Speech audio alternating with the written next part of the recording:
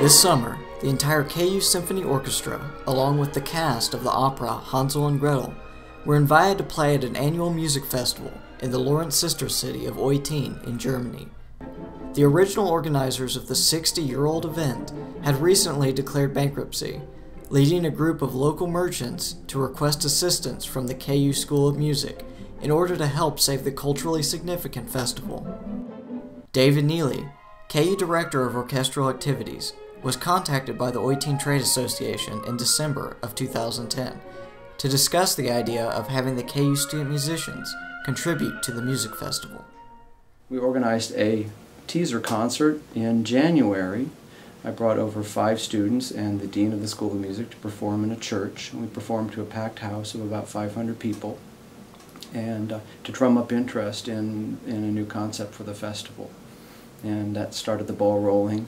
Funding was approved by the city, the state as well, and we got moving on it. It's been a crazy quick ride, but we did it. Joanne Dahl, a flute player and junior from Lawrence, described the preparation the student musicians went through to be able to play the summer festival in Eutin. We had what we called Orchestra Boot Camp, and it was very intense, and I think it was only for a week, but we had almost non-stop rehearsals for 2 operas, for Don Giovanni and Hansel and Gretel.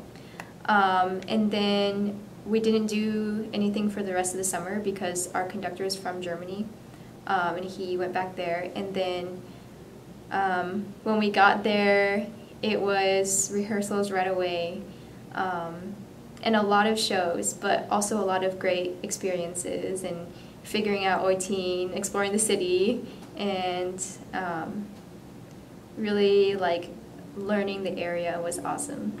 The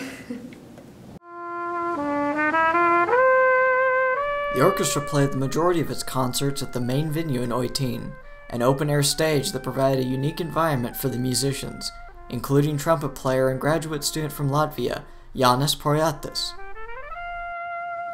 It's a place on the edge of the world.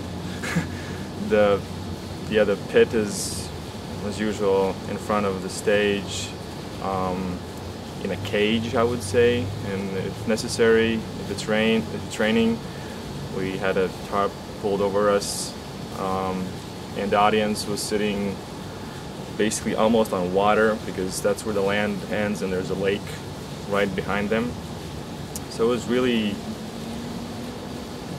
kind of a little bit magical, I would say. It was really just a really nice place. I've never seen something like that anywhere before. So yeah, the audience, for example, they were great. I mean, it was pouring rain and they would sit out there, but they were prepared. I mean, they know to what they're going. So in 1 minute, everything is just whoosh, and they're covered up with umbrellas and anything that can protect them, and yeah, they're like, nobody left because of rain. It's just part of the venue there. I mean, it's open air, so yeah, but it's great to go there, learn again something more about Germany, about their culture, the people. Yeah, contribute to your own experience once again. Being completely exposed to the elements on the open-air stage provided some truly unique experiences for the opera singers Annalisa Sussman and Etta Fung, who played Hansel and Gretel. Every day was an adventure. Every day. Something was changed, or it was raining, and the rain. Yeah. Yes. And so here we were in the production. We had it was like we were in the ghetto, kind of, and yeah, there was graffiti everywhere on stage. And the witch's house was this old shack, and it was filled with mirrors and then like crazy junk food. And so here we are in this pouring rain, and I'll never forget. And the very first scene, it's just playing back and forth. We dance and sing with each other, and I'm looking at Etta, and it's just pouring rain, and I'm just laughing. And we're just like little kids laughing because it was just, we're in Germany, right on this lake. It's beautiful there, absolutely beautiful. Pouring rain, eating chips. I mean, the whole thing was like kooky. It was amazing. It was an amazing opportunity. By the latter part of the opera, she suddenly had this idea during the performance to pour a whole bag of chips from the top of my head. As if it weren't like gross enough to be in the rain and in the dirt. So we're standing back to back, and we were holding a lot of chips, and I was just stuffing my face, and so she was just like, ah! And it went through my costume. It was like everywhere on my hair. I had this crazy hairdo with a lot of pink ribbons and buns, and it was like covered in chips. You can't see anything, it's just chips. And the conductor's face was praised. And he was like, ah! That's so funny. I'm like, I have older brothers, and I got to play an older brother, so it was like all these like mischievous happenings were coming. I'm really glad I don't have an older brother.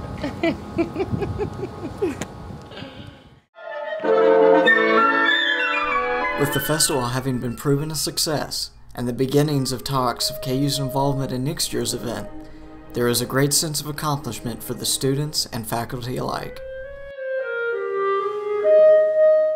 This is the largest musical collaboration that has ever happened in the history of the festival. I think we've definitely written local history. I mean, people 50 years from now will still look back and go, oh, remember when the Kansans came to the Eutin Festival? You know, I mean, it's important to remember the festival would not have taken place. There would have been no opera in Eutin this summer had it not been for the sister city relationship and for us being able to bring over an orchestra and singers. That people in the community there appreciate that, and we appreciate that they invited us. And so, the show goes on. This is Isaac Wynn reporting for KUJH-TV News. Wood was you need to practice those descending chromatic passages. Also, you know, it's very nice for us violins. It's very nice.